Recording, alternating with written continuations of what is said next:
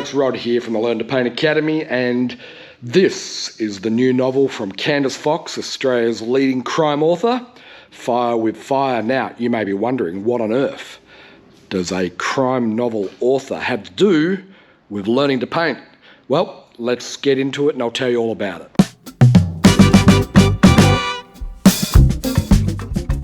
G'day folks, welcome to the Monday Minute with Rod. This is all about the mindset, the motivation, the inspiration for you becoming a better artist and a working artist if you want to be.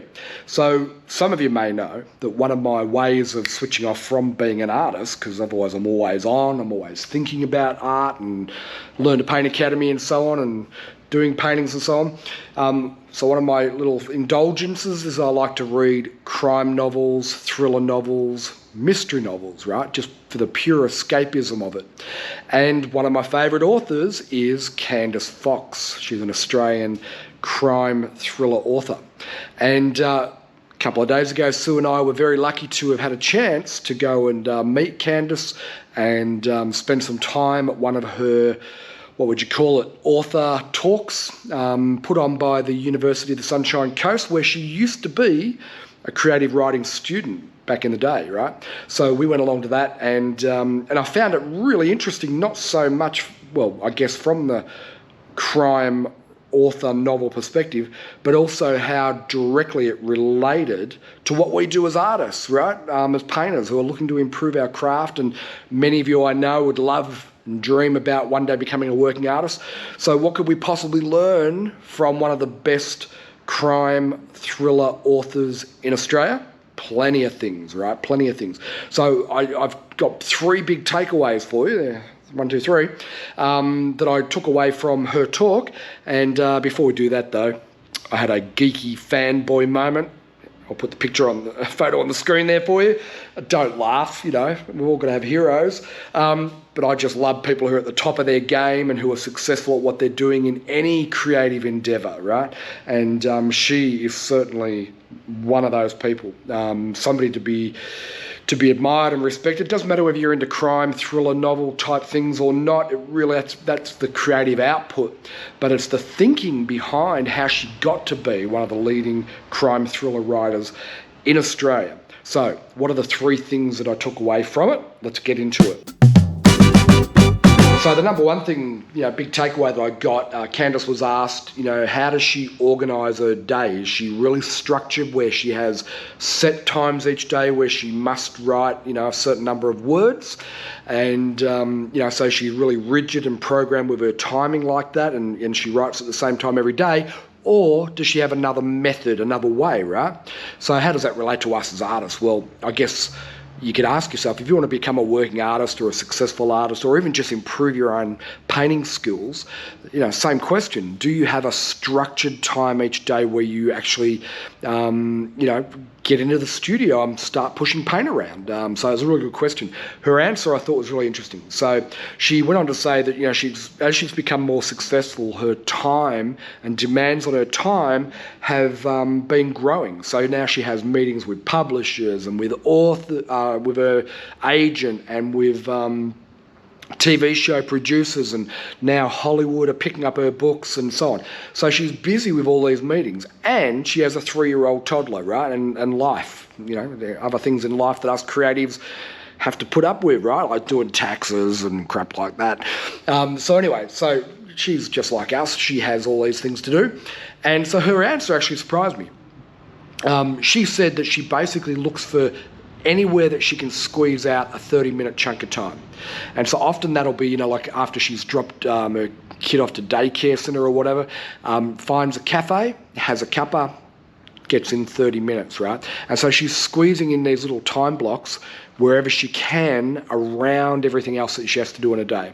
I thought that's interesting, because a lot of people would love to learn how to paint or become an author, but we often find that life gets in the way. We've got too many other commitments and we're pulled in all these different directions, and so we put it off, right? So I thought it was really interesting that here's somebody who's very successful, who has all the same issues and challenges we have, right? But she just manages to find slots around everything else that she's doing during the day. So that I thought was an important tip. If you can't block out time, so my preference is to block out time for painting each day. If you can't do that, right? And I don't always stick to my blocked out time, let's be honest. Sometimes things do interrupt, right? But if you can't do that, find 30-minute chunks throughout the day. So look, the second big takeaway that I got from Candice's talk, and from listening to some interviews on podcasts that she'd done as well, was to do with inspiration, right? There's always this question with creative people, whether you're a writer or a painter or a sculptor, and the question is, do you wait for inspiration to turn up? Do you wait for the muse to come along and inspire you before you start sitting down and writing or painting in our case, right? And now, she didn't directly say this, but I've just reading between the lines of all the other answers that she gave, I'm pretty certain that she sits down when she's got an available chunk of time and she writes regardless of inspiration, right? And we probably heard Picasso talking about the fact that, the muse does exist or inspiration does exist, but when it turns up, it better find you working, right? And I guess that's what I imagine Candice is doing from everything I heard her say. If you've only got 30-minute blocks of time throughout your week, then you damn sure want to make sure that you start writing before, without worrying about inspiration turning up, right? And so I assume that's what she's doing. She did say that she's contracted to do 2 novels a year, right? So you've got to be productive when you're a full-time professional working artist. I mean, have a look at the size of this. This is her latest book, probably about 450 pages. If you're doing 2 of those a year, you can't afford to wait for inspiration to turn up. Now, if you do put your bum in the seat and you start writing, or you get to the studio and you start painting, guess what happens, right? You might initially be dragging your heels, but once you get into a groove, once you start getting momentum, it starts to build, and you'll find that inspiration will just turn up once you're working. Okay, the number 3 takeaway that I got from Candice's talk, and this is a big one, right? And this is to be bold and daring and take advantage of the opportunities when they're presented to you. Like, back yourself in and be confident. So, let me get rid of those. She was telling the story when she was a relatively new author. I think she maybe had 2 books published. And her first book won the Ned Kelly Award, which I think is the highest award for a crime thriller author in Australia, right? So she had written her first book, Haiti, and it had done really well, and she won this award, right? So then I think she was a couple of novels in, and her publisher threw a Christmas party or some sort of party. And she was there, and all the other authors that went through that publisher were there. And it just so happened that an author by the name of James Patterson was also one of the authors for this publisher, right? And so she's there at this party, there's lots of people, and then, sort of as the night gets going, James Patterson, if you haven't heard of James Patterson, he's the number 1 selling author in the world, produces about 30 books a year, and it just has sold a gazillion books, right? And that's a technical mathematical term, right? A gazillion books. So he's one of the most successful authors in the world by volume of sales and output. So she's at this party. He arrives. He's a huge deal as far as the publishing world goes and authors. And he arrives with an entourage. And, of course, he's surrounded by people who all want to get his attention and talk to him.